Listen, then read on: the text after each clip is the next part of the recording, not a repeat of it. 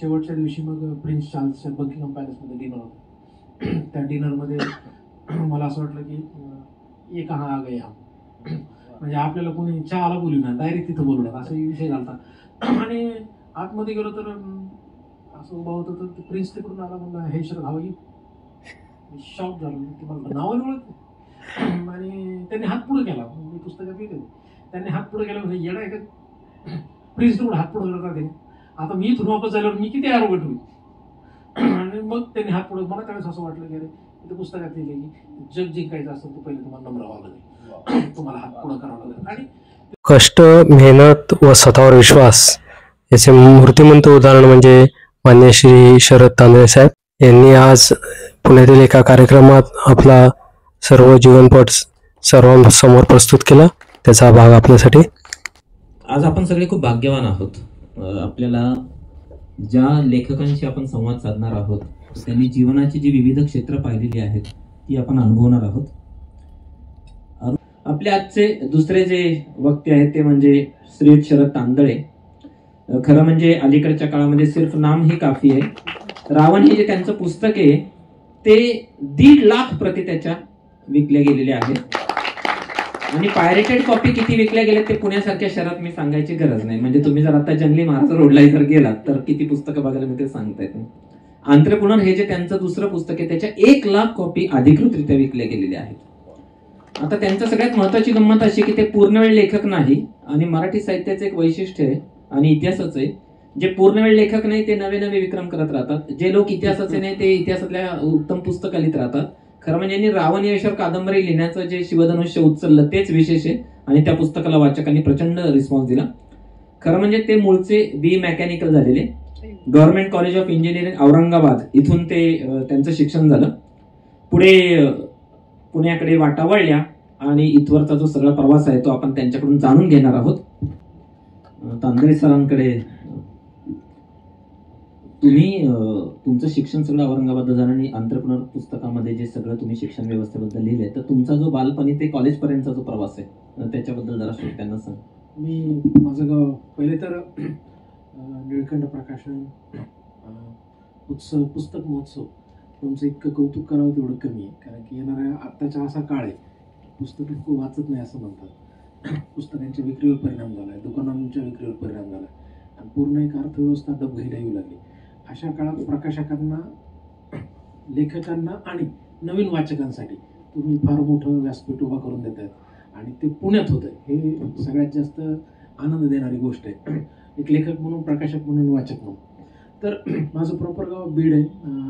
बीडजवळ वंजारवाडी म्हणून गाव आहे. आई वडील शिक्षक होते आणि जसं मराठवाड्यातल्या, महाराष्ट्राच्या मराठवाड्याचंच बोलतो, मराठवाड्यातल्या प्रत्येक शिकलेली जी पहिली पिढी आमच्या वडिलांची, त्यांची एक अपेक्षा होती की मुलांनी परत शेतीत जाऊ नये, त्यांनी पुढं शिकावं असं म्हणून त्यांनी शहरं पाहिली आणि आमच्याकडे एक भलं मोठं प्रेशर टाकलं की तुला इंजिनियर, डॉक्टर व्हायचं. त्या प्रेशरमध्ये मी बरं एका भाषणात म्हणलो होतो की 8वीतून 9वीत का गेला तर 8वी पास झालो, 10वीत का गेला तर 9वी पास झालो, 10वीतून सायन्स का घेतलं तर सगळे घेतात म्हणून आणि लोकांना हुशार वाटावं म्हणून सायन्स घेतलं.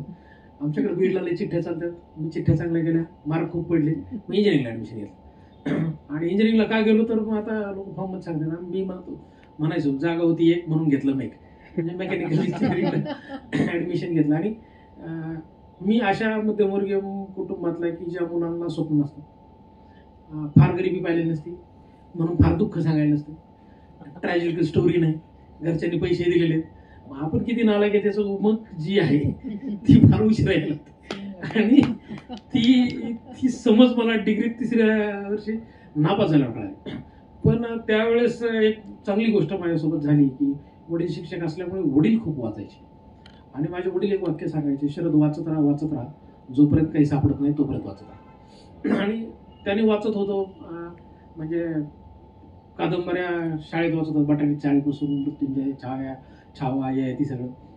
12वीला गेल्यावर मला कळालं नाही, 12वीच्या नंतर इंजिनिअरिंगला गेल्यावर कळालं की अरे नाही एवढेच पुस्तक नाही, इथले डॉन पुस्तकं पण आहेत. मग मला चळवळ कळाली की अरे मार्क्स बी बरं का, उजवी बी बरं का, डावी बी आहेत, वरची आहेत, खालची आहेत, इकडची आहेत, तिकडची आहेत, महापुरुष वेगळे, त्यांची पुस्तक वेगळे, विचारधारा वेगळे. आणि त्यात जवळपास 4 वर्ष त्या कन्फ्युजनमध्ये वाचलं. म्हणजे तेवढं जर मी इंजिनिअरिंगचं वाचलं असतं तर IITला ॲडमिशन मिळालं असतं, MTechला.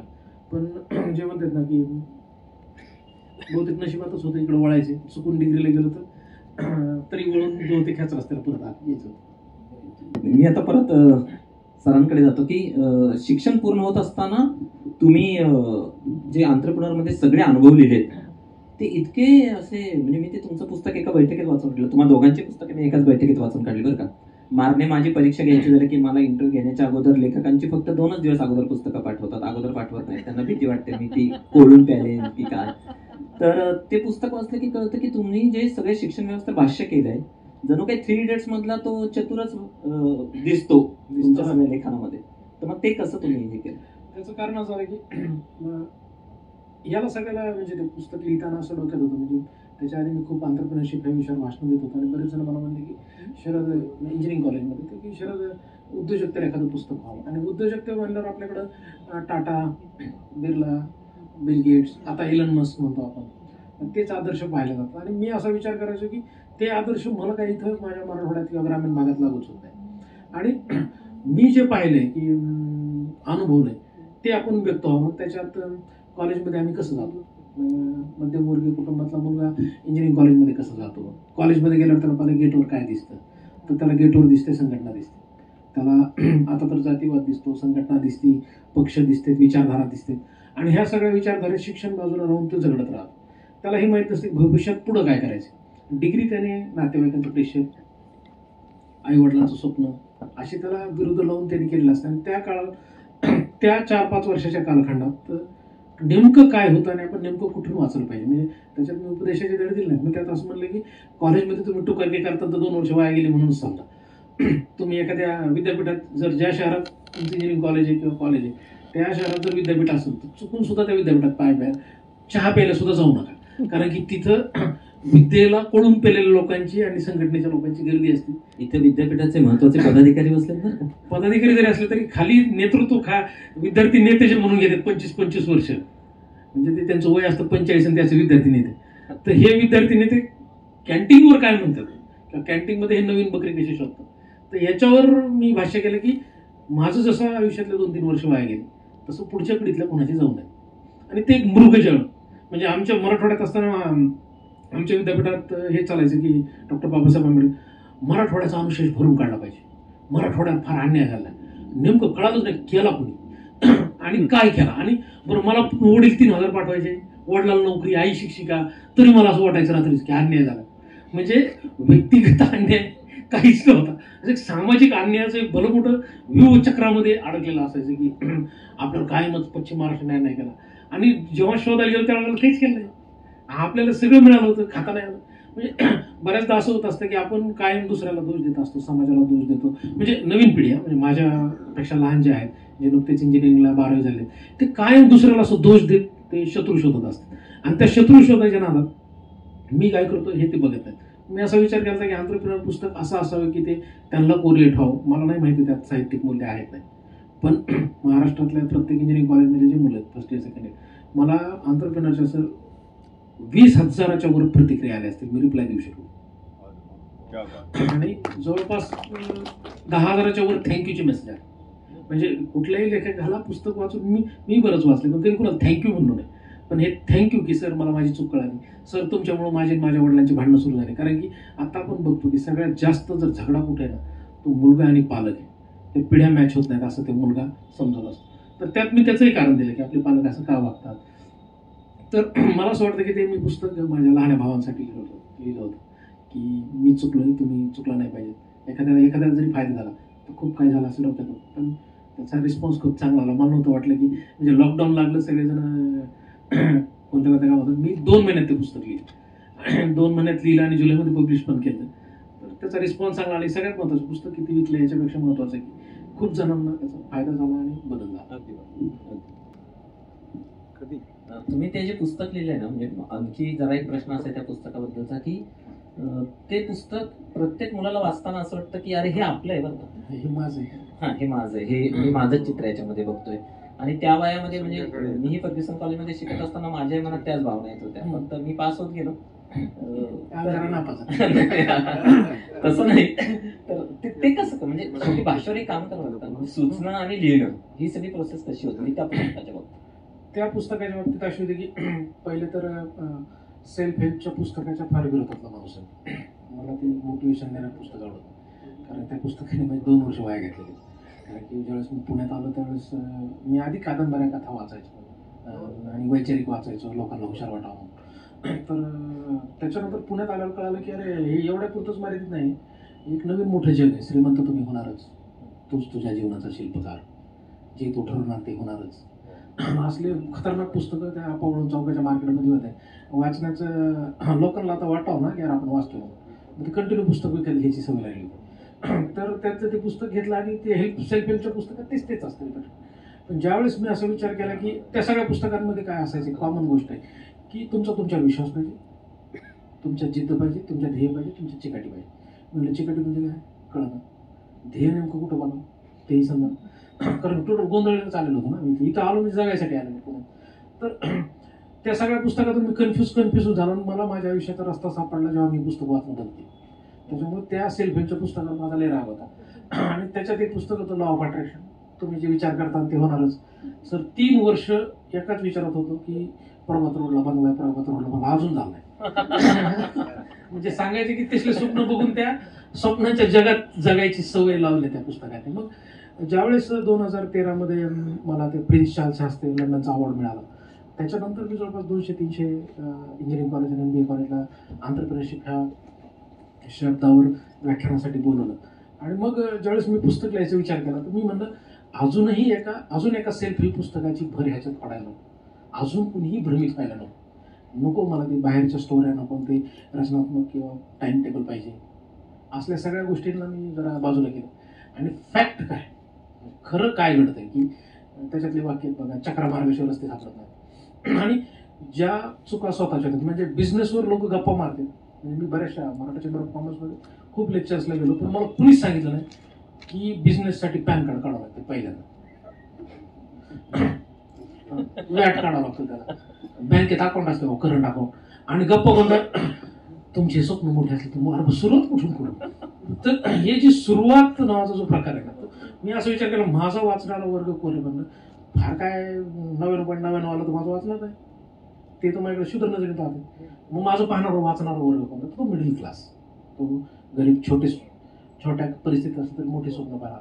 तर यांना ती भाषा समजतात. ती भाषा कोणती असेल तर ती भाषा म्हणजे माझी भाषा की जी बोलल्या जाते, जी सहज समजली जाते. तर अशा भाषेत सरळ काय असावं, ज्याच्यात उपदेश आणि तत्वज्ञान असावं, असा विचार करून असं मी सांगतोय असंच लिहिलेस.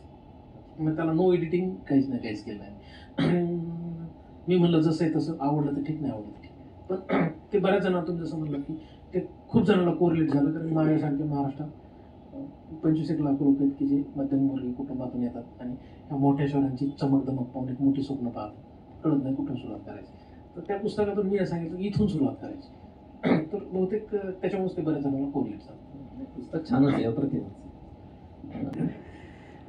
तुमच्याकडे येतो परत. मी मगाशी असं म्हणालो की इतिहासाच्या प्राध्यापकांपेक्षा नॉन हिस्ट्रीच्या लोकांनी इतिहासामध्ये खूप चांगली कामगिरी केली. तुमचं रावण पुस्तक मी वाचत होतो. तर रावणामधले मी माझं व्यक्तिगत मत तुम्हाला सांगतो की मला एकतर असं वाटलं की आपण पर्व हे रावणाच्या रूपाने वाचतोय की काय, पर्वाचा खूप प्रभाव जाणवला. दुसरं, तुम्ही त्याचे संदर्भ कसे शोधले, तो अभ्यास कसा केला आणि ते सगळं तुम्ही सामान्य पातळीवर कसं आणून म्हणलं. म्हणजे तुम्ही त्याच्यामध्ये 10 तोंड दाखवलेले नाहीत, त्याचा मृत्यू खूप सामान्य पातळीवरती आणून दाखवलाय. बिभीषणाबद्दल तुम्ही जे काही दिलेलं आहे ते सगळं. तर मुळात हा विषय सुचला कसा, रावणावर आपण लिहावं असं वाटलं कसं, हे जरा सगळं सविस्तर. त्याचं असं झालं की मला वाचन याला मी छंद नाही म्हणत की वाचन गरज झाली माझी. जवळपास 2000 आत्ता पण आहे. तर 2011 मध्ये माझे वडील एक्सपायर झाले. आणि वडील एक्सपायर झाल्यानंतर घरी आमच्या गरुड पुराण लावलं 12-13 दिवस. आणि मोठा मुलगा असल्यामुळे मला समोर बसावं लागायचं.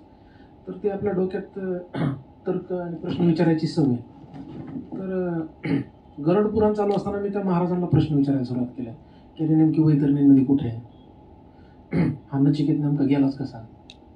मग असे काही प्रश्न विचारल्यावर ते म्हणला मला काय माहित नाही, मला फक्त श्लोक पाठ आहे, तुम्हाला अभ्यास करायला पुण्यात मिळते मला पुस्तक. मग मी पुण्यात आलो आणि पुण्यात एक निर्लेखन म्हणून दुकान आहे, निर्लेकरांना म्हणलं की यार मला गरुड पुराण नाही, मला सगळीच पुराणं द्या. आणि वडील गेल्यानंतर एक डिप्रेशन आलं होतं फार मोठं, की त्यांना मला सक्सेसफुल बघायचं होतं, ते न बघता ते गेले. आणि त्या डिप्रेशनमध्ये मग मला आठवतं 2011 डिसेंबर ते 2013 म्हणजे 1.5 वर्ष माझा असा टाइम टेबल होता की दिवसभर मी काम मी कॉन्ट्रॅक्टर आहे, गव्हर्नमेंट कॉन्ट्रॅक्टर. दिवसभर काम करायचं आणि संध्याकाळी 7 वाजता मी घरी जायचो. आणि एकटाच होतं, लग्न झालेलं नव्हतं. आणि मग मी घरी जायचो तर जाताना सिगरेटचं पाकिट घेऊन जायचो, खिशात ठेवायचो. घरी गेलो 7 वाजता, जे वाचायला सुरू करायचं तो संध्याकाळी 7 ते 4 असं 1.5 वर्ष वाचलं. तर त्या 1.5 वर्षाच्या काळात मी एकदम कॉन्सन्ट्रेशन झालं. 18 पूर्णांचा अभ्यास झाला, ऋग्वेद झाला, उपनिषद झाले, 4ही वेदांचा अभ्यास झाला. मला काय त्याच्याने गुरु म्हणून घ्यायचं नव्हतं, पण आत्मजागृत आणि वडील गेल्याचं डिप्रेशन आणि त्यांचा आत्मा कुठे गेला असं तर ह्या चक्करमध्ये मी एवढं काय वाचून काढलं. आणि नंतर ते वाचत असताना 2013 लंडनचा प्रिन्स चार्ल्सचा एक अवॉर्ड असतो, ते 126 देशांमधून दिला जातो, यंग एंटरप्रेन्योर अवॉर्डमध्ये. तर त्या अवॉर्डसाठी माझं नॉमिनेशन झालं. आणि मग पहिल्यांदा मी विमानात बसलो लंडनला जाताना. तर लंडन विमानात बसलेलं नाही, विमान तर आपल्या रावणाने उडवलेलं, ते बिनकामाचं भारतीयाचं विमान मला काही दिसले. म्हणलं विमान तर भारताने तयार केले, रावण उडवले. अरे म्हणलं आपलं रावण राहिले वाचायचं, हा पहिला थाटा. अरे आपलं रामायण राहिलं वाचायचं. आणि मग मी गेलो, अवॉर्ड मिळाला, जगभर कौतुक झालं. बकिंगहॅम पॅलेसमध्ये जेवलो प्रिन्स सोबत. आणि वापस आलो तर डोक्यात तेच होतं सेम डेला, अरे आपलं रावण वाचायचं राहिलं. मग मी गेलो, वाल्मिकी रामायण, तुलसी रामायण, कंबन रामायण, हे 3 रामायण मागवले. आणि त्या निर्लेकरांना म्हणलं रावण, राम, विमान हे ज्या ज्या पुस्तकात लिहिलेले ते सगळे पुस्तक. त्यावेळेस मी जवळपास 60-70 पुस्तक घेतले आणि ते कंटिन्युअस वाचू लागलं. 1.5-2 वर्ष वाचले. पण लग्न झालं आणि रावणावर काही पुस्तक आहे हिंदीत आहेत, ते पुस्तक वाचलं. त्याच्यात एकदम 10 डोके होते, हा हा करायचं. असल्या स्टोऱ्या होत्या. मी म्हणायचं जगातला सगळ्यात मोठा खल्ला आहे, त्याच्यावर चांगलं पुस्तक नसतं. वेदांचा पंडित होता आणि पण तो खलनायक झाला. मग मी विचार केला की याच्यावर चांगलं पुस्तक लिहायला पाहिजे. लेखक विसरले नाही लिहायचे, हे चक्कर आलं. 70 वर्ष लेखायला जमलं नाही आपली. मग बायको म्हणली दुसऱ्याला नाव ठेवून सोपं असतं. हे मध्ये त्याला म्हणलं आपण 10वी निबंध लिहिलं याच्यानंतर नाही. आणि मला रावण पुस्तक लिहिलं. म्हणलं सर हा लिखाणाचा कोणता प्रकार आहे? म्हणून मला 2च माहिती आहेत, गद्य पद्य, गद्य असं. आणि ते लिहायला घेतलं. मी पहिलं पान लिहिलं, तिला वाचून दाखवलं. ते म्हणजे चांगलं लिहित गेलो. 4 वर्ष लिहित गेलो, वाचत गेलो, लिहित गेलो, वाचत गेलो. आणि मला असं वाटतं की भाकड कथा म्हणजे रामायण इतकं सुंदर महाकाव्य, त्याला आपण हिस्ट्री म्हणून म्हणायच्या फार वाद आणि प्रतिवाद आहेत, पण त्याच्यातून शिकण्यासारखं एवढं आहे. पण आपण त्या चमत्कारात अडकून राहिलो असं मला असं वाटलं. आणि त्याच्यात मी प्रत्येक कॅरेक्टर वाचत गेलो, चिंतन करत गेलो. मी कुणाचा सल्ला घेतला नाही, कारण की एक तर कॉन्ट्रॅक्टर लिहितं म्हणलं तर लोक असं पाहिजे तू लिहिणार म्हणजे कुठल्या समीक्षकांनी त्याच्यावर प्रतिक्रिया लिहिली. पहिले तर माझ्या लेबरनेच म्हणलं भारी, आपले पहिले लेबर समीक्षकच लेबर आहेत. त्याने ते साईटवर वाचायचं होतं, अरे लय भारी लिहिलं.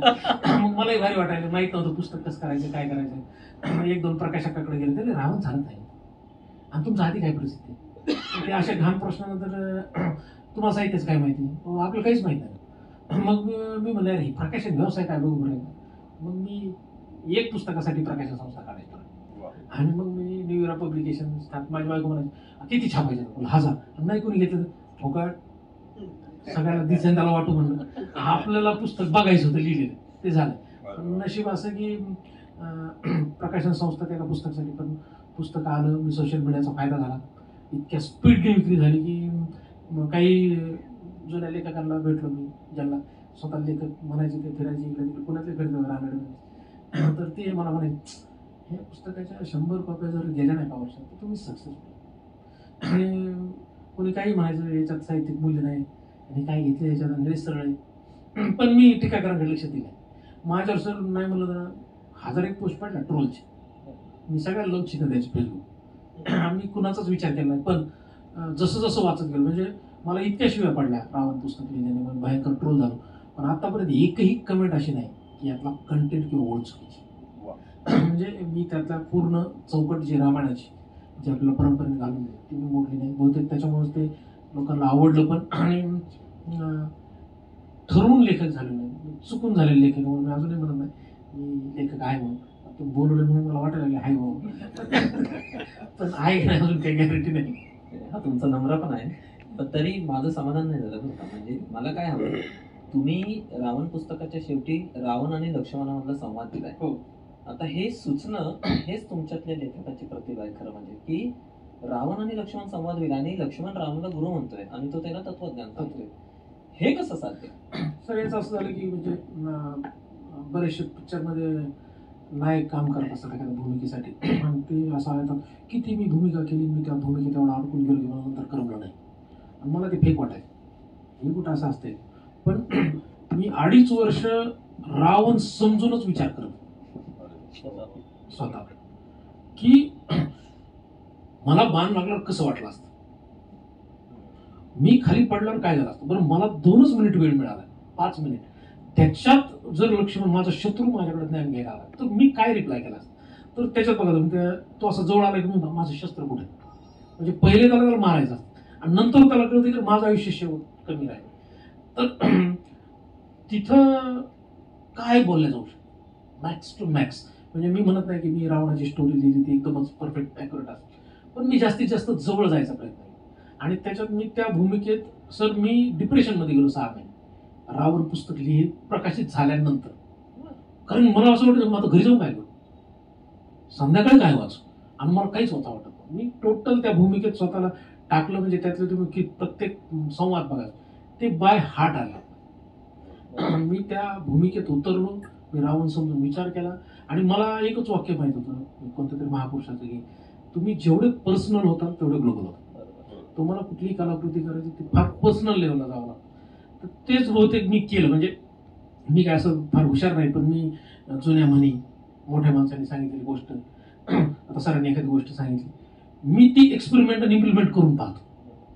म्हणजे अति तिथं माती, म्हणजे चहा प्यायचं नाही किंवा ज्या जुन्या म्हणी आहेत त्या अडॉप्ट करायच्या, त्या इम्प्लिमेंट करायच्या. आणि त्या इम्प्लिमेंट मला कळाले सगळ्या महापुरुषांनी जे सांगितलं तर तुम्ही इम्प्लिमेंट केलं तर तुम्हाला यश, ते फक्त स्टेटस पुरतं भरत नाही ठेवायचं.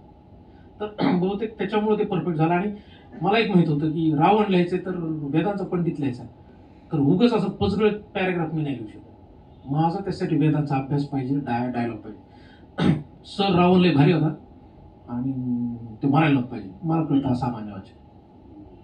दुसरा म्हणतो सर स्टोरी लय वर्णन मस्त केलं, मला कळतं हे फिल्म बघणारा माणूस. नंतर म्हणतो सर एक कथानकामध्ये रावणाचा इंटलेक्च्युअल बरा दिसला, मला ते बरा.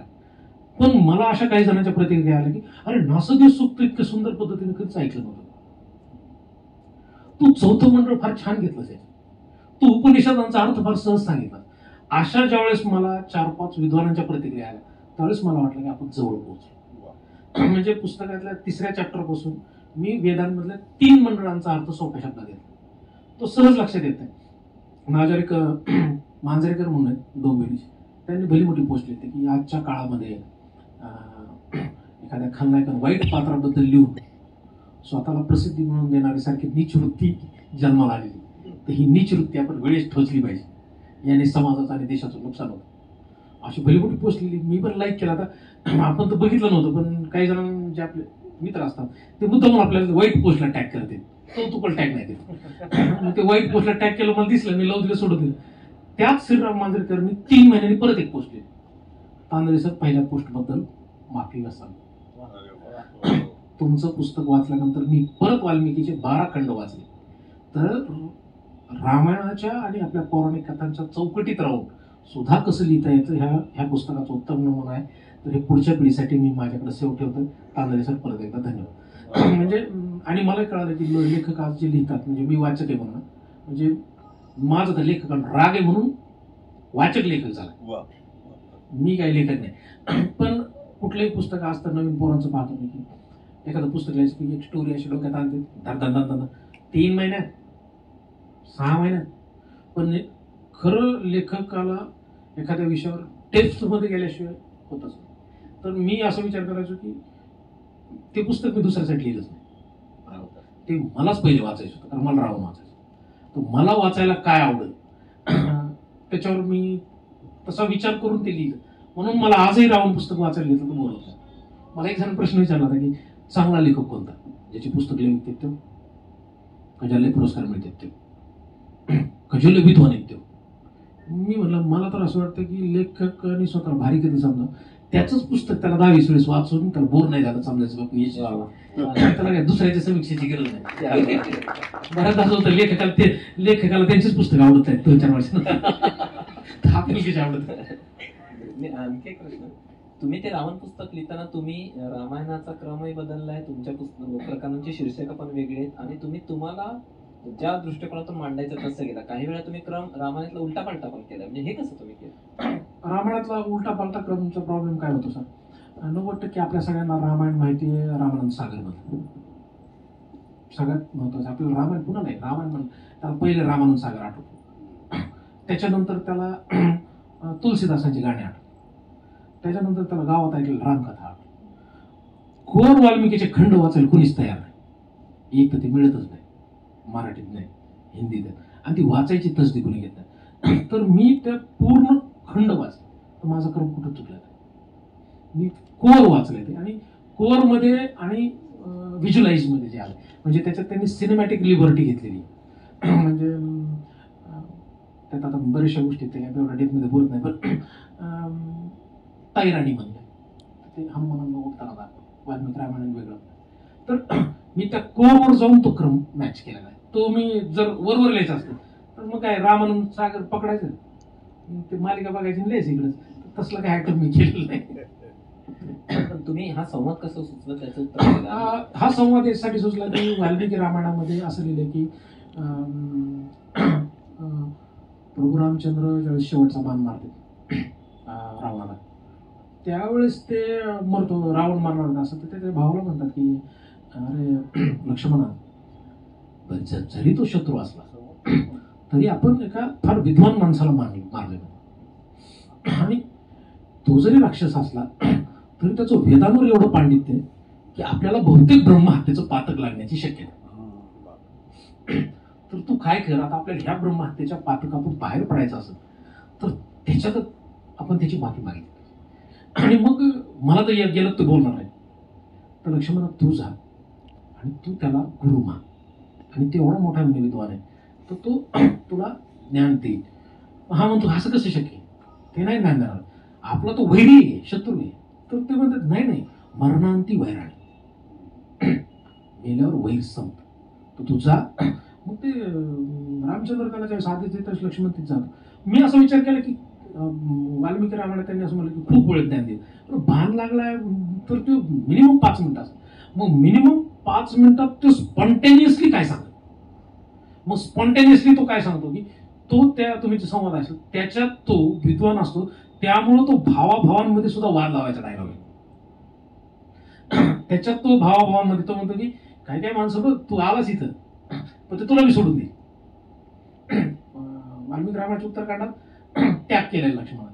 परत तो म्हणतो की तुझ्या भावाला सांग की, मग मी एवढ्या याच्यात विचार केला एवढ्या मोठ्या रामायणात राम आणि रावण दोघांचा एकही संवाद नाही, ही गोष्ट मला क्लिक झाली की एकही संवाद नाही. मग मी म्हणलं मॅक्झिमम रावण जर एवढा बुद्धिमान तर काय म्हणू शकतो की तो म्हणतो लक्ष्मणा तुझ्या भावाला जाऊन सांग की 2 बुद्धिमान पुरुषांनी संवाद न करता लढलं तर कपटी लोकांचा फायदा होत असतो. तो जसा बिभीषणाचा आणि सुग्रीवाचा होणार. म्हणजे त्या 5 मिनिटात मृत्यूच्या शेवटच्या टप्प्यात तो काय काय विचार करू शकतो, तर तो स्पॉन्टेनियसली समोरच जे त्या अर्ध्या तासात त्याला सुचल तो त्याच प्रसंगावरून मी ते लिहिलं. मी तो काय असं नाही म्हणत की तू ऋग्वेद वाचून ते पहिल्या मंडळाचं ते ज्ञान घे, हे शेवटच्या 20 मिनिटात कोणी नाही सांगू शकत. तर स्पॉन्टेनियस त्या युद्धभूमीवर काय घडलं असू शकतं, तर प्रसंगानुसार तेवढं ज्ञान दिलं. खूपच छान. तुम्हाला प्रश्न विचारायचा, तुमच्या पुस्तकात ज्योतिषशास्त्र, वर्तमानपत्रातले राशी भविष्य याच्यावर तुम्ही जोरदार टीका केली. हो केली. त्याचं असं झालं की मी बरेचसे वर्ष त्यात वाया घातले. म्हणजे मी पेपरला वाचायचं, आज तुमच्या आयुष्यात भाग्योदय तर काहीच होत नाही. आणि काय झालं एकदा की मी इंजिनिअरिंगला नापास झालो 2दा, आणि नापास झाल्यानंतर पुण्यात आलो. पुण्यात पण जॉब मिळाला. डिप्रेशनमध्ये पुस्तकात लिहिलं मी डिप्रेशनमध्ये होतो, आणि ते लय त्रास झाला तर बडी तिकडून शिवाय द्यायची, कर काहीतरी बघायचं पोरं किती पुढं चाललंय, बघ त्याचं पोरं किती पुढं झालं. आणि मी तणावात नोकरी लागणार 5,000ची. तरच माझी आई म्हणली की तू काय कर बाबा, तू बीडला आहे. मग मी बीडला गेलो होतो, ती एका ब्राह्मणाकडे घेऊन गेली ज्योतिषात. मग तो ज्योतिषाकडे घेऊन गेले तर त्याच्यापाशी मी बसलो, त्याच्याकडे पत्रिका दिली माझी, आणि पत्रिका दिल्या ते मला 7.5 लय त्रास आहे, ग्रहाची दशा चुकली मला. मी रिलॅक्स झालो एकदम. मला आधी वाटत माझी चूक आहे, नंतर कळालं आपण ओके, हे सगळा प्रॉब्लेम ग्रहाचा. मी एकदम रिलॅक्स झालो. मग ते म्हणला पत्रिका 7.5 म्हणले. आई वडील दोघं टेन्शन, वडील विश्वास नव्हता वाटला, आई टेन्शन मध्ये. म्हणली काय करावं? मग ते म्हणला की तुम्हाला हिऱ्याचं अंगठी देतोय. आणि मी म्हणलं 7.5 मग मोजलं ना आपण, डिग्रीचे 4 नापास झाले, 2 आताचे 1.5, संपाय चक्कर मध्ये असं. तेव्हा गेल्या महिन्यात सुरू झाले. म्हणून आधी काय होतं, आधी आपण काय पाहिजे. मग तेव्हा तुम्हाला ती याची पूजा करावं लागतं, नारायण नागबळी करावं, नागाला शांत करावं, त्र्यंबकेश्वरला. मग आता ती पूजा करायची म्हणलं की आई भाऊ मी भाऊ, माझं सगळं डिप्रेशनच केलं ना, कारण आम्ही सगळे कॉन्सन्ट्रेट झालो ग्रहांकडं आणि पूजा आणि त्या राशीच्या खड्याकडे. हे राशीचा नाही, राशीच्या खड्याकडे गेलो. तर आम्ही गेलो नाशिकला. तिथं मला असं वाटायचं की जगातलं सगळ्यात मोठं दुःख मलाच, आपलं असं प्रत्येकाला वाटत असतं, जगातलं सगळ्यात संघर्ष माझा. तिथं गेलो माझ्यासारखे 5-25 बावट होते. मी एकटाच नाही, लय लोक डिप्रेशन मध्ये येते. आणि तिथं गेलो तर सकाळी त्यांनी 4 वाजता उतरवते खानकुंडात पाण्याचं. ते खान पाणी पाहिलं म्हणून पिण्या उतरण्याचं. पण नंतर म्हणलं नाही, डिप्रेशन मधून मुक्तता पाहिजे ना, उतरावं लागेल. आणि ते गिळं पाणी, आणि ते गिळ्यावर म्हणून सकाळी आलो 6 वाजता, डोक्यात चक्कर आहे. तिथं बसलो 50-100 जण होते, आणि 100 जण होते. तर ते म्हणले म्हणा मम्मा, म्हणलं मम्मा आत्मना. तिसऱ्या वाक्यानंतर गणित आलं ना, माझे 5, हे 100 जणांची 5, प्रत्येकाची 5 लाख, टॅक्स नाही म्हणणार. हे धंदा मला बिझनेस पाहिलं तिथं कळा. आणि मी नारायण नागबळीच म्हणतो पाहिलं. आणि मग तिथं मी गणित पाहिलं, लईच लोक हुकलेले. मग ते अंगठी घेऊन आलो, पुण्यात आलो. रोज भविष्य बघायचो, आता ग्रह बदलत येत, मग ग्रह बदलत येत. ते ग्रह बदलना, रोज ते पेपर घ्यायचा, आज काय. म्हणजे तुम्हाला जाऊ ना, मी तर म्हणतो भारतीय लोक नाही का, जर नासा पण जरी नोकरीला असले ना तरी ते बघते माय मकर राशी काय. म्हणजे इतकं ते ग्रहांची दशा आपलं. आणि मग ते सगळं पाहिल्यावर 2 वर्ष परत फरक नाही पडला. मग ते अंगठी दिली फेकून, मारला फ्लश, कारण त्यांनी सांगितलं होतं काढायची असेल तर वाहत्या पाण्यात टाकावं. ते वाहत्या पाण्यात टाकून नंतर मग ते सुटलं सर, आणि 7.5 सुरू झाली. तिथून माझा भाग गेलोय ना, मग तिथून मला नेमकं कळालं जायचे कुठं. आणि मग ते करत गेलो. नंतर 45 पूर्ण वाचली परत, आणि त्या गोष्टीकडे मी फार नकारात्मक बघायचो. आणि मग आता सध्या मी भृगुसंहिता वाचली, आणि भृगूंचे ग्रह ताऱ्यांचे दिशा किंवा राहू केतू हे नाव कशी दिले असते, ह्या दशा कशा ठरवल्या, ऋतुचक्राला कसं मॅच केलं ग्रहांना, हे सगळं ज्यावेळेस मी आत्ता परत एकदा मला आत्ता वाटतं की तो ज्योतिषशास्त्र, प्राचीन ज्योतिषशास्त्र भृगूंनी लिहिलं. हे तुम्हाला ॲक्युरेट नाही म्हणतात, पण तुमच्या 70% पर्यंत जाऊ शकतं. फक्त एक आहे की भृगुसंहितेचा नॉलेज असलेला माणूस ते सांगायला पाहिजे. तर इतकं डेप्थमध्ये नॉलेज नसले म्हणून मी त्याला नाकारत नाही आता, कारण मी आता ते वाचलं मला 60%, 70% प्रेडिक्शन करू शकतात. कारण की भृगूंनी त्यावेळेस हजारो लोकांच्या जातकांचा अभ्यास केला होता. त्याच्यावरून त्यांनी काही ठोकताळे मांडले, तर ते ठोकताळे 50-60% असू शकतात, 100% प्रमाण आहे. तुमचा तांदळी सरांना प्रश्न की बकिंगहॅम पॅलेसचा सगळा अनुभव तुम्हाला मिळत, बक्षीस कसं मिळालं, तुमचं सिलेक्शन कसं झालं? तुम्ही म्हणजे परखड स्पष्ट होते, तुम्हाला बक्षीस मिळणं, तुम्ही इंग्लंडला जाणं, प्रिन्स चार्ल्सला भेटणं, त्याच्याबरोबर जेवणं. पहिले तर त्या पुरस्काराला मी काय फॉर्म मी भरला किंवा म्हणलं नाही का ॲप्लिकेशन द्या, तुमचं काम द्या, असं नाही. भारतात 2 संस्था आहेत. एक आहे भारतीय युवा शक्ती ट्रस्ट UIST. ती संस्था युथ बिझनेस इंटरनॅशनल नावाची एक संस्था आहे, जिचे अध्यक्ष आहेत प्रिन्स चार्ल्स. तर प्रिन्स चार्ल्स 126 देशांमध्ये ती संस्था वेगवेगळ्या संस्थेसोबत टायप आहे. भारतात ती CII confidential of Indian industries आणि DYST, आणि यांची ऑथराईज अजून एक पार्टनर आहे बँक ऑफ बडोदा. आता बँक ऑफ महाराष्ट्र पण आहेत, सगळ्या बँका त्यांच्यासोबत ॲफिलिएट आहेत. तर त्या वर्षी 2013ला फर्स्ट जनरेशन एंटरप्रेन्योर आहेत की ज्यांच्या वडिलोपार्जित काही बिझनेस नाही, स्वतः बिझनेसमध्ये आहेत आणि गेल्या 3-4 वर्षात त्यांनी इम्पॅक्ट केला. तर म्हणजे त्यांची लेबर किती वाढवले, त्यांनी पैसा किती जनरेट केला, त्यांनी कॉन्ट्रीब्युशन किती केलं टॅक्समध्ये, हे सगळ्या गोष्टी जवळपास 40-50 त्याचा वेळ नाही घालत मी, 40-50 गोष्टी. आणि मग त्याच्यात भारतातून पहिल्या 24 लोकांमध्ये माझी निवड झाली. त्या 24 लोकांचे आमचे इंटरव्ह्यू झाले, टेलिफोनिक इंटरव्ह्यू. मग दिल्लीवरून लोक आले, माझ्या साईटवर आले, ऑफिसवर आले. मग ते इंटरव्ह्यू करत करत पहिल्या दिवशीपासून माझ्या डोक्यात आपलं नाव कधी कटत असतं, चालता चालता पहिल्या टप्प्यात कटत असते, लय लांब जायची गरज नाही. मग पण ते झालं असं की ते शेवटच्या टप्प्यात झालं भारतात. म्हणलं आता तर ते लंडनला 4च लोकांना बरोबर म्हणलं 126 मधून 4 आपण पहिल्याच लॉटमध्ये उडा. पण त्याच्यात बी सिलेक्शन झालं आणि टॉप 4 मध्ये मी लंडनला गेलो. त्यावेळेस लंडनमध्ये 10 दिवस मी होतो. कॉमनवेल्थचे गव्हर्नर असतील, बार्क्लेज बँकेचे सीईओ असतील, ॲक्सेंचर कंपनीच्या हेड ऑफिसला डिनर होतं. मी त्या वर्षी BBC मी त्याचं अख्खं ऑफिस मला त्यांनी दाखवलं. त्याचे हेड होते संपादक डॅम डेमन, ते अजूनही माझ्या संपर्कात. तर हे डॅम डेमन ही सगळी दिग्गज लोक ज्यावेळेस मला भेटली त्यावेळेस मला कळालं की what is the meaning of entrepreneur, उद्योजकता काय आणि जग कसं बघतं, इकॉनॉमी काय. आणि त्या 10 दिवसात मी खूप सारे. शेवटच्या दिवशी मग प्रिन्स चार्ल्सच्या बकिंगहॅम पॅलेसमध्ये डिनर होतं. त्या डिनरमध्ये मला असं वाटलं की एक हा आ गया, म्हणजे आपल्याला कोणी चहाला बोलू ना, डायरेक्ट तिथं बोलवणार असा विषय झाला. आणि आतमध्ये गेलो तर असं उभा होतं तर ते प्रिन्स तिकडून आला, म्हणला हे शरद हवा यू. शॉक झालो, ते मला नावाने ओळख. आणि त्यांनी हात पुढे केला, मी पुस्तकात लिहिलं, त्यांनी हात पुढे केला म्हणजे येणं आहे का प्रिन्स तिकडून हात पुढे करतात ते. आता मी इथून वापस झाल्यावर मी किती आरोग्य होईल. आणि मग त्यांनी हात पुढे, मला त्यावेळेस असं वाटलं की अरे इथे पुस्तकात लिहिले की जग जिंकायचं असतं तर पहिले तुम्हाला नम्र व्हावं लागेल, तुम्हाला हात पुढे करावा लागेल. आणि ते मी हातात घेतला. आणि कारण इथं मी त्याच्या आधी पुण्यात खूप लोकांना भेटलो होता ना, इंजिनियर, तर ते सगळे टाईट होते. ते एवढा मोठा माणूस एकदम पुढा, तर ते मला एकदम चेंज झाला. आणि त्यावेळेस मग त्या लास्टला दिवशी प्रोग्राम होता आणि मग त्यांनी म्हणलं अवॉर्ड गोष्ट मी पुस्तकात लिहिले. तोपर्यंत नीट पासपोर्ट काढले नव्हते, तर जगातल्या सगळ्या न्यूजपेपरला हेडलाईन होतं. लंडन टाइम्स असेल, न्यूयॉर्क टाइम्स असेल, इव्हन वॉल स्ट्रीट जर्नलला बातमी आली. भारतात खूप टाइम्स ऑफ इंडियापासून सगळ्या पेपर आल्या. आणि मी म्हणायच्या आधी तर आपले पैसे वाटते, तर कॉन्ट्रॅक्टर ना मला आधी गेले पैसे अवॉर्ड मिळाला. मी वर्षभर कोणाला सांगेनच, बातम्या आल्या की मी फोन उचलत होतो.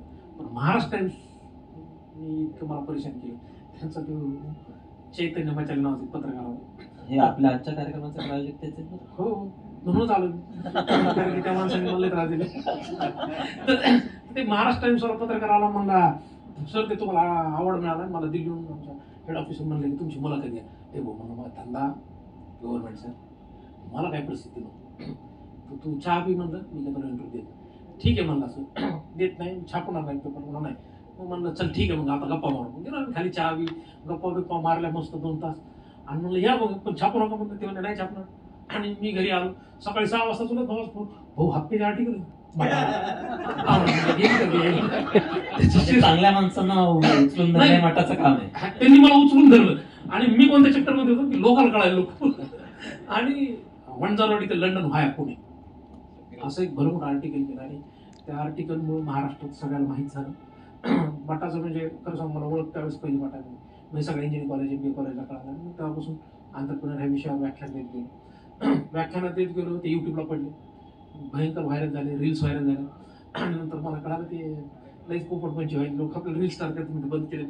आणि पण गेल्या 10 वर्षाकडे जर बोलून पाहिलं तर खूप मुलांच्या आयुष्यात प्रेरणा देऊ शकलो, डायरेक्ट इनडायरेक्ट मदत करू शकलो असं समाधान आहे. खूपच छान.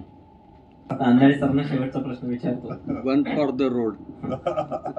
नाही, संयमाचं महत्वाचं. संयम नाही पाळला की यम दारात उभा असतो, त्यामुळे संयम पाळलेला बरा. तुम्ही जी प्रकाशन संस्था काढली आणि जवळपास तुम्ही आता 70 पुस्तकं प्रकाशित केली. अमेरिकेतल्या प्रकाशन व्यवहाराविषयी असं म्हणतात की लेखकाच्या घरावर मातीची कौलं असतात, प्रकाशकाच्या घरावर सोन्याची कौलं असतात. तुमचा काय अनुभव? मी निविरा पब्लिकेशन हाऊस नावाची संस्था चालू केली रावणासाठी. पण रावणासाठी चालू केली, पण नंतर नवीन लेखक मला भेटले की ज्यांची इतर प्रकाशक पुस्तक प्रकाशित करीत नव्हते, कारण की ते फर्स्ट टाइम पहिल्यांदाच लिहित होते. तर मी असं विचार केला की निविरा पब्लिकेशन हाऊस हे फर्स्ट टाइम लेखकांसाठी असावं. पण आता बरेचसे लोक जोडत आहेत. आणि मग मला बरेच जण म्हणले की पुस्तकाचं त्याचा मार्ग शोधत जातं साहित्य. असं एक डायलॉग ऐकला होता कोणाचा. आणि साहित्य असं हळूहळू जात असतं आणि ते मी सर आतापर्यंत कुठल्याच साहित्यिकाच्या कार्यक्रमाला लवकर गेलो नाही त्याच्यामुळे ते शब्दच कानावर पडत होते. मग मी असा विचार केला की अमेरिका, युरोप किंवा जपानीज कंट्रीजचे त्या पुस्तकांचं एवढं मार्केटिंग करतात की त्यांची पुस्तकं आपल्यापर्यंत आली, मराठीत आली, आपल्याकडे भाषांतराचं प्रमाण जास्त विक्रीचं. मग मी म्हणलं आपण आपल्या पुस्तकांची स्ट्रॉंग मार्केटिंग काय करू. आणि मग मी पुस्तकांना मार्केटिंग प्लॅटफॉर्मवर तुम्ही बघितलं असेल फेसबुकवर न्यू इयरची मॅक्झिमम पुस्तकं मला डेली बेसिसवर दिसते. तर स्ट्रॉंग मार्केटिंग केलं, कारण की मला एक वाटतं की मी किती छान लिहिलं पण ते लोकांना माहीतच नाही झालं तर कळत कसं. हा एकच सिम्पल थॉट होता आणि त्या थॉटवर मी मॅक्झिमम लोकांना सांगायचा प्रयत्न केला. त्याचा रिझल्ट आला. आज 70 पुस्तकं, त्यातले 10-15 पुस्तकं चांगले विकले जातात. आणि विशेष म्हणजे मी मराठीत थांबला नाही, मराठीत काम चालूच राहील. आता इथं शेवते सर आले, म्हणणार त्याला सर एखादं पुस्तक द्या तुमचं, म्हणजे असं हळूहळू चालत राहणार आहे. तर तुम्हाला म्हणणार आहे सर करा की एखादं शेवटी. म्हणजे असं आता मी पण चालू केलंय की, कारण की ते बोलावं लागेल कोणाला. मी असं बोलायला सुरुवात केली आणि मराठीत थांबणार नाही. मी रावण इंग्लिशमध्ये आणलं. मला भारतातल्या खूप चांगल्या लोकांच्या प्रतिक्रिया आल्या. पी साईनाथांचं आल्या, राजेंद्र प्रसाद म्हणून बिहारचे पटना युनिव्हर्सिटी त्यांच्या आल्या, चांगले चांगले लोक संपर्कात आले. आणि इंग्लिशमध्ये आणलं, इंग्लिशमध्ये किंडलवर आणलं. पुस्तक सगळ्यात जास्त युरोपमध्ये वाचलं गेलं. आणि विशेष म्हणजे काही प्रतिक्रिया त्याच्यावर आल्या तर त्या इंडियन लोकांच्या नव्हत्या, म्हणजे युरोपमध्ये भारतीय माणसं जाऊन वाचलं काय मजा आहे, तिकडच्या माणसाने वाचलं तर तशा आल्या. आणि मग आता आम्ही ह्या महिन्यात रावण कन्नड आणतो, रावण कन्नड, तमिळ, तेलुगू, मराठी, तर 4ही लँग्वेजमध्ये आणतो. आणि वर्षभरात मला वाटतं आपले 9 ते 10 पुस्तकं मी 4 लँग्वेजमध्ये ॲट अ टाईम उतरायचा प्लॅन आहे. तर मी याला स्ट्रॉंग, मी म्हणलं आपल्या साहित्यात नीट कळत नाही ना, पण आता प्रिन्सने आपला ठप्पा मारून दिला होता, तुला धंदा जमतो म्हणलं, मग त्याला प्रकाशन व्यवस्था म्हणून बघू. आणि स्कायज लिमिट आहे, एक्सपांड करून बघू, प्रयत्न करून बघू. आणि मराठीत मला वाटत कुठल्या प्रकाशकाने एवढा स्ट्रॉंगली प्रयत्न केला असेल तेवढा करून बघणार. तर दिवाळीनंतर मी इतर लँग्वेजवर जास्त फोकस करणार, करून बघणार, एकच आयुष्य करून बघावं. तुम्हाला खूप खूप शुभेच्छा. थँक्यू. नापास मुलांची गोष्ट आणि हाती ज्यांच्या शून्य होत्या अशी 2 पुस्तकांच्या नवीन आवृत्त्या जर निघाल्या तर त्याच्यासाठी तर तुम्हाला शेजारी बसलेले लेखक आहेत. तुम्हाला आता 70 पुस्तकं तुमची नवीन येत आहेत, 75व्या पुस्तकासाठी सर इकडे बसलेले आहेत. इथे हा बोला प्रश्न विचारू शकतो. विचारा. शरद सरांना प्रश्न आहे की येत्या काळात एक उद्योजक म्हणून भारताकडे कसं बघता येईल आणि त्याविषयी आपल्याला काय अपॉर्च्युनिटीज. चायनाने याविषयी भरपूर काम केलं पण अजून आपल्या इथं स्टार्टअप म्हणूनच बघितलं जातं. पुढे त्याच्यात काय करता या दृष्टिकोनातून जमीन उद्योजकांना किंवा आपल्यासारख्या तरुणांना जर प्रेरित करता आलं, आणि बी मेकॅनिकलला आता सॅलरी किती आपल्यालाही माहिती नाही, त्या दृष्टिकोनातून सांगता आलं आणि करता आलं तर काही करू शकतो का सर? हाच विषय घेऊन तुम्ही जे म्हणतात हाच विषय घेऊन मी गेल्या 5-6 वर्षापासून भाषणं देतो. मग नुसतं भाषणं देऊन उपयोग होत नाही. भाषणाचा आयटम काय मला पान फुले बा पुढं गेटच्या बाहेर गेले, पण मी त्याला जरा बाजूला केलं आणि संवाद साधायला सुरुवात केला. मला एक लक्षात होतं की बिझनेसमन म्हणलं की फार मोठी संकल्पना आहे की आपल्याला गाडी दिसते, कोट दिसतो, फॅक्टरी दिसते, हे एक आपल्याकडं मन आहे. दुसरा बिझनेसमन म्हणजे मोठमोठ्या मारवाड्याची दुकान, कंपन्या, पिढीजात बिझनेस. आणि याच्याकडं मी वेगळ्या न पाहता मी एका भाषणात म्हणलं होतं की हे आपण एंटरप्रेनर आहे. मग एंटरप्रेनर कोण आहे? टपरीवाला, रिक्षावाला, वडापावच्या गाड्याला. मी असा विचार केला की आपण अशा मानसिकतेत आलो गेल्या 70 वर्षात की नुकतं स्वातंत्र्य झालं, देश उभा करायचा होता, लोक शिकले, कारकून सुद्धा व्हायचे. पिढी अशी होती की कारकून पण झाले आमच्या आजोबाच्या पिढीतले लोक. नंतर असं झालं त्यांनी पोरांना शिकवलं, ते म्हणले शहरात नोकरी घे. मग हे लोक काय झाले, पोलीस झाले, कोणी तलाठी झालं, कोणी शिक्षक झालं, म्हणजे जनरेशन पुढं आलं. आत्ताची पिढी आपली अशी की जे आपले पालक आपल्याला म्हणायला लागले की बाबा तू काहीतरी वेगळं कर. म्हणजे आपण लहान होतो त्यावेळेस आपलं वेगळं कर काही म्हणत नव्हते, इंजिनियर, डॉक्टर आणि नोकरी लागली. आत्ताच्या जनरेशनमध्ये आपल्याला बहुतेक स्टार्टअप, कारण की आपल्या जीन्समध्ये सर बंडखोरी, आपल्या जीन्समध्ये धंदा नाही. म्हणजे मी ज्या शेतकरी कुटुंबातून येतो, शेतात कुणी आलं तर 4-5 भुईमुगाच्या शेंगा उपटून मी डायरेक्ट दिलं, कधी पैसे व्यवहार नाही का. पण एखाद्या दुकानात कुणी 2 चॉकलेट देत नाही. म्हणजे आपलं जीन्स मधला मेन प्रॉब्लेम आहे की आपलं दातृत्व आहे. दातृत्वामुळे छोट्या छोट्या गोष्टींचा व्यवसाय करायचं म्हणजे आपल्या जीवन आहे. मी पुस्तकात वाक्य लिहिलं होतं की मी एक शेतकऱ्याची आत्महत्या करते आणि तिथे एक लहान मुलगी कविता म्हणते आणि मला कवितेची फार आवड आहे म्हणून तर मी ऐकतो. मी असं उभं राहिलं ती कविता नव्हती की माझा बाप कष्टाला पक्का होता पण हिशोबाला जरा कच्चाच होता. म्हणून त्याने आत्महत्या केली. तर मला असं वाटतं की ही जी जनरेशन आहे आपली म्हणजे आत्ताची, मी फार मोठ्यातून 50च्या पुढच्यांसाठी नाही, पण ही जी 20 ते 35 मधला जो वयोगट आहे हा आता सगळ्या जगाकडे बघायला ग्लोबलायझेशन.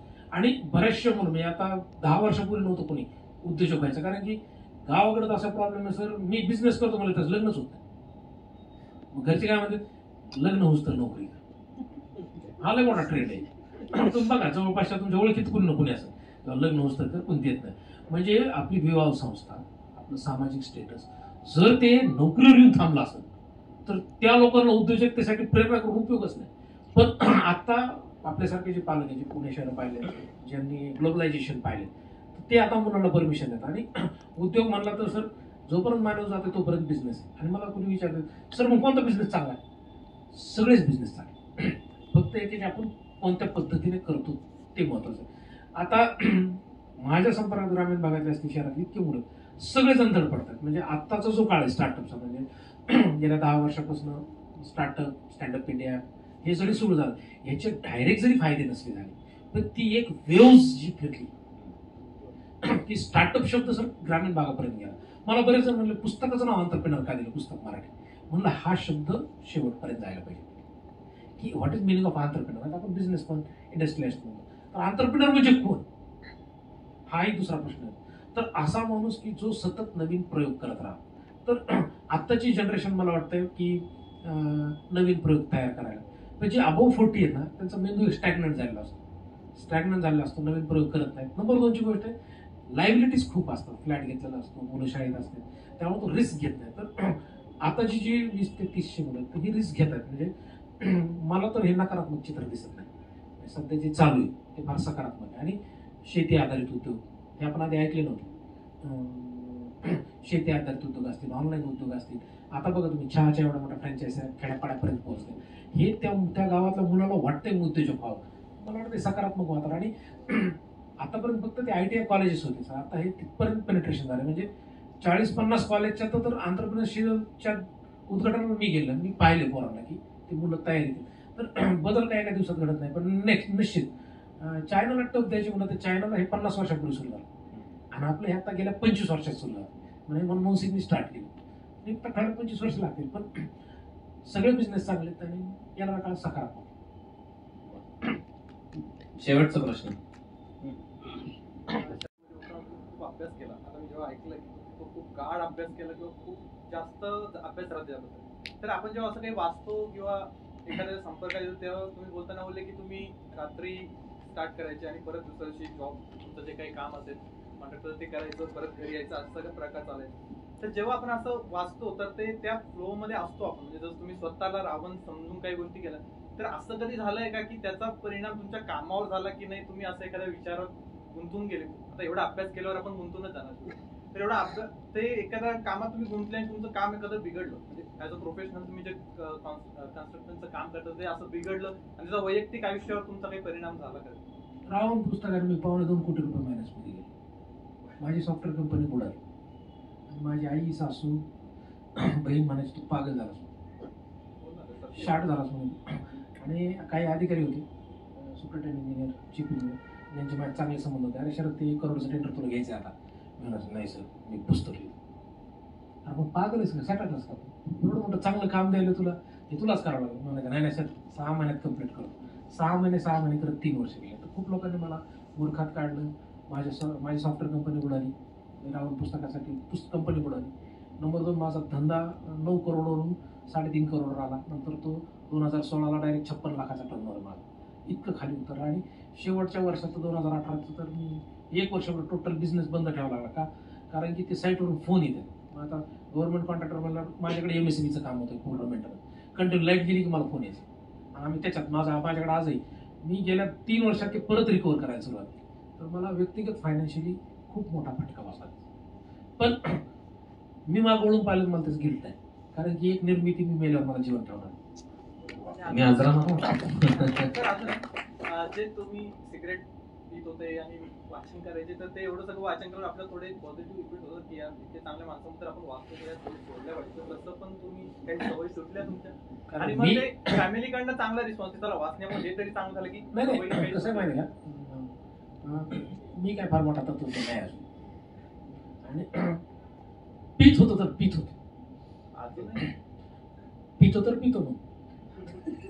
आणि त्याचं प्रमाण कमी केलं आता, कारण की कसं आहे, मला मी कोणाचं ऐकत नाही, म्हणजे आईचं ऐकलं नाही, वडिलाचं ऐकलं नाही, सिगरेट सोडून बायकोचं ऐकलं नाही. प्रॉब्लेम आज झालाय ना, माणूस किती बी डांबीस असला ते मुलीचं ऐकतो. त्यामुळं तर ते आता म्हणजे आधी प्रमाण तर खूप कमी झालं, पहिले जास्त होतं. आणि त्याचे मला साईड इफेक्ट जाणवले. म्हणजे पहिले मला किती वाचलं तरी त्रास होत नव्हता, पण आता होतो, मला चष्मा लागला. हे साईड इफेक्ट आहेत. तर मी काय फार सभ्य म्हणून सोडत नाही, पण ते आता सहन होत नाही. आणि मला एक गोष्ट कळाली की मी आता मला वर्ष मुलं ऐकते, तर मी त्यांना सगळ्यांना एकच सांगतो की व्यसन केलं तर जेवढं स्वप्न पाहिलं त्याच्या 50% यश मिळतं. आणि जर पूर्ण पाहिजे असेल तर ते सोडून. आणि मी ते जवळपास सोडलं. बराचसा कालखंड मेंदू असं होतं त्या व्यसनाने ते केल्याशिवाय सुचत नाही, अशा सुद्धा फेसबुकवर मी बाहेर आलो. तर प्रमाण कमी केले आणि निश्चित महिन्या 2 महिन्यात तुम्हाला दिसेल की फार सभ्य झालं. ओळख करतो तेवढं, बाकी काही नाही. आज हो हा समारोप इथं आता या सभागृहामध्ये बसलेले लोक जे आहेत ते खूप भाग्यवान आहेत. 2 ध्रुवांवर दोघे आपण, अशी ज्यांची परिस्थिती आहे असं सगळं ऐकायला मिळालं. मी खूप स्वप्न पाहिलं होते, मला शेवते सरांना भेटायचं होतं खूप वर्षांपासून. कारण गुलजारांशी माझी भेट झाली होती 87-88 साली. मी मुंबईला गेलो असताना मला त्यांच्या हस्ते बक्षीस मिळालं वक्तृत्व स्पर्धेमध्ये पहिला आल्याबद्दल. त्या दिवशी म्हणजे तुम्ही टाळ्या वाजवा म्हणून नाही सांगितलं, पुढचा बदल सांगतोय, ट्रॅजेडी नाही. आणि तो माझा फोटो ज्याने कुणी काढला असेल तो मला आज ताग्यात मिळाला नाही. आणि मला आज एक गुलजारांची ती प्रतिमा आठवते की ते पांढरा स्वच्छ पोशाख सगळा, तो चष्मा, केस विंचरलेले, त्यांनी मला बक्षीस दिले. त्याच्यानंतर मी शेवते सरांचं जसं जसं जसं वाचत गेलो, त्यांची मैत्रीबद्दल वाचत गेलो, की असं ठरवलं होतं की कधीतरी शेवते सरांची ओळख करून मी कधीतरी आपल्या त्या दैवतापर्यंत पोहोचावं. बकेट लिस्ट खूप मोठी आहे, त्यातला हा एक महत्वाचा भाग होता. आता गुलजारांचं वय 91 झालंय, माहीत नाही कधी भेट होईल, काय हे होईल, त्यांच्याशी काय बोलायचं. यशवंतरावांचं खूप चांगलं आहे की ते म्हणाले की मला ज्या लोकांबद्दल प्रेम होता, आदर होता, त्यांना मी नेहमी लांबून बघायचो, की मी त्यांना कधी भेटायच्या फंदात पडलो नाही. मला गुलजारांना भेटायचं होतं, ते मी आज शेवते सरांच्या माध्यमातून भेटलो. त्यांनी यशवंतराव चव्हाणांबद्दल असलेले साहेब संध्याकाळी भेटले. माझी भावना तीच आहे, शेवते साहेब संध्याकाळी भेटले. आजच्या कार्यक्रमाला इथे सावित्रीबाई फुले. आणि हे सगळ्यात महत्वाचं आहे ना, मला आज गोष्ट आवडली मी यायचं कार्यक्रमाला, कारण की मी आता नवीन पुस्तकाची तयारी होती, महिन्यात 15 दिवस सगळं बंद केलं. पण निळकंठ प्रकाशांचे जे मुकुंजी आहेत ना, ते फार मोठा हृदय असलेला माणूस आहे, कारण की तो दुसऱ्याचं कौतुक खाली बघून बघतो. शेवते सर तुमचं तर नाव आहे, तुम्ही फार मोठे आहे. अशी मोठी हृदय असलेली माणसं आहेत म्हणून साहित्य टिकून आहे, नाहीतर लय अवघड झालं असतं. त्यांच्यासाठी एकदा टाळ्या. मालवणीचा त्यांच्या वडिलांपासून माझा त्यांचा परिचय आहे, तो मला खूप आनंद. हा, आता वडील सुद्धा कार्यक्रमाला आता आले होते आणि मी त्यांना भेटलो की अनिल मेहता, सुनील मेहता त्यांचे खूप जवळचे मित्र, आणि तेव्हा आम्ही एकत्रितपणे भेटलो होतो. आणि काही माझ्या पुस्तकांचं बाइंडिंगही त्यांनी केलं होतं. तेव्हा मारणे कुटुंबांशी असाही माझा जवळचा संबंध आहे, आणि त्यामुळे स्टेजवर येताना मला आनंद वाटला. आज इथे सावित्रीबाई फुले पुणे विद्यापीठाचे प्रकुलगुरू आदरणीय पराकाळकर सर आवर्जून इथे उपस्थित आहेत, त्यांनाही मनपूर्वक धन्यवाद. तर त्यांचं वैशिष्ट्य असे, त्यांनी आज तागात एकही मुलाखतीचा कार्यक्रम चुकवलेला नाही. माझ्या माहितीतले ते एकमेव प्रकुलगुरू असेल की जे एकदाही ते आवर्जून या कार्यक्रमाला उपस्थित राहतात. पुण्यासारख्या शहरामध्ये विद्यापीठाचं नेतृत्व करत असताना अशा प्रकारच्या सांस्कृतिक कार्यक्रमांना वेळ काढणं सोपं नाही. तर 2 मिनिटात त्यांनी आपलं मनोगत व्यक्त करावं. नाही, आज खरं म्हणजे लेखक घडताना कसा असतो आणि काय प्रक्रिया घडते, आणि त्याच्या मागे नुसतीच बौद्धिक प्रक्रिया नसते, म्हणजे काहीतरी ठरवलं आणि लिहिलं असं नसते, तर तन मन धन विचार या सगळ्यांचा संगम झाला तर ते काय म्हणतो, झोकून देणं म्हणतो आपण, की प्रपाताचं जसं असतं, एखादा प्रपात वरून कोसळतो तेव्हा त्याचं स्वतःचं असं अस्तित्व काही राहत नाही. माझ्या ते अनुभव म्हणायला होती, अनुभूती या दोघांच्या विचारातून आज आपल्याला सगळ्यांना बघायला मिळाली. आणि तो जो ओघवतेपणा जो होता तो खूप छान होता, आणि कुठे आर्टिफिशियल अनुभव नव्हते. म्हणजे खरं सांगायचं झालं तर जीवनात जे तुम्ही खरंच जे जगलात ते सगळं तुम्ही सांगितलं, त्याचं चांगला बाजू वाईट बाजू असं काही तिथं फिल्टर कुठलंही न लावता, जनरली आपण बोलताना फक्त ठराविक गोष्टीच बोलतोय असं न करता जे काही आपलं खरं आयुष्य आहे ते खरं आयुष्य तुम्ही केलं आणि या किती खोल विचार दडलाय आणि एखादी अभिजात कलाकृती घडताना त्याच्या मागचं जे तन मन धन झोकून हे खरंच असतं, नुसतं दाखवण्यापुरतं नसतं. तर ते खूप बघायला मिळालं आणि आमच्या राऊत सरांनी जो संवादाचा दुवा ब्रिज साधला गेले सगळ्या याच्यात खरं आपल्याकडं वाचन संस्कृतीकडे वळण्याच्या दृष्टिकोनातून हा जो उपक्रम पुणे पुस्तक महोत्सव, महाराष्ट्र टाइम्स आणि नीलकंठ प्रकाशनने सुरू केलाय तो खूप महत्वाचा आहे याच्यामध्ये खरं म्हणजे. आणि खूप काही शिकायला मिळतं. म्हणजे आपल्याला असं वाटतं की आपण शिक्षण क्षेत्रात आहोत म्हणजे आपल्याला सगळ्या गोष्टी माहिती आहेत, परंतु हे सगळे अनुभव लेखकांशी संवाद साधल्यानंतर त्याच्या मागचं जे थॉट प्रोसेस आहे, थिंकिंग आहे आणि ते खूप वेगळं आहे आणि तो प्रत्येकाचा विचाराचा पोत मी म्हणतो, तो पोत कसा व्यक्त होतो आणि कसा घडतो हे जाणून घ्यायला खूप आवडतं आणि खूप छान वाटलं ऐकून. धन्यवाद. आता राऊत सरांनी ज्या पद्धतीने मुलाखत घेतली तेव्हा त्यांचंही खरं तर अभिनंदन. कारण शेवटी असं आहे की मला असं वाटतं की दोन लेखक पुन्हा विभिन्न प्रवृत्तीचे असतात. असं असताना तो समेवर कसं यायचं, मला वाटतं राऊतांना समेवर कसं यायचं हे चांगलं कळतं. मनपूर्वक धन्यवाद. तुम्हा सगळ्यांना धन्यवाद देताना मी स्वतःच धन्य झालेलो आहे, यात काही वाद नाही.